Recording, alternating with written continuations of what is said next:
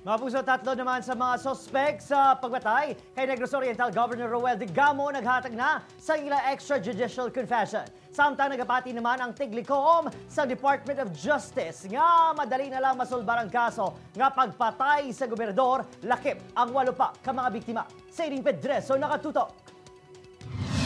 Ginhatagan sang abogado ang 3 ka mga sospek sa pagtiro patay kay Negros Oriental Governor Roel Digamo matapos naghatag sila sang ila extrajudicial confession. Ini nga pamaagi suno sa kapulisan makapahapos sang proseso sang pagdakop sa mastermind sa pagpatay sa gobernador. Yung suspects natin, yung 3 suspects,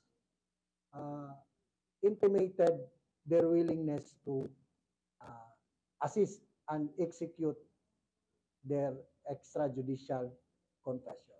Ang duha sa 4 ka mga nadakpan nga sospek, nagpahayag nga handa gid sila nga magtuad sang kamatuoran. Talaga ko sir. Na? Sabihin sa ang lahat.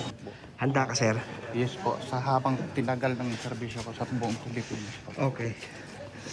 Basta po, bigyan lang ng protection ng aking pamilya. Sa ilang extrajudicial confession, gintumod nila ang mastermind sa pagpatay kay Digamo. Suno kay Rivero, wala sang kwarta nga gintanyag sa iya, kag napilitan lang ini. Suno pa sa source, dako nga personalidad ang ginatudlo sang duha ka mga sospek nga nagsugo sa ila sa pagpatay. Naggamit kuno ini sang middleman nga may pangalan nga Marvin. 4 ang naging plano sa pagpatay sa gobernador: ambush, sniper attack, kag pag-intercept sa iya paglibot-libot sa mga pumuluyo, kag ang ika-4 amo ang pagsulod sa ilabalay nga natabo sang Sabado.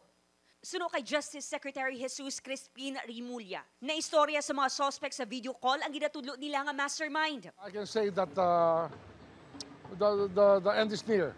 Malapit na ho itong masarado. Dugang pa ni Rimulya, lapit na gid masulbar ang kaso. Intense political rivalry o personal grudge ang nakita nga motibo sa krimen. Sa paglantaw naman ni Mayor Digamo, isa lang katawo ang nagapamahog sa kabuhi isang gobernador kag ang nagpapatay diri. Totoo po na medyo malakas talaga yung evidence na nag-gather to pin down the culprit, the mastermind. Upod kay Ruel Bangoy, Aileen Pedreso, Bon, Western Visayas.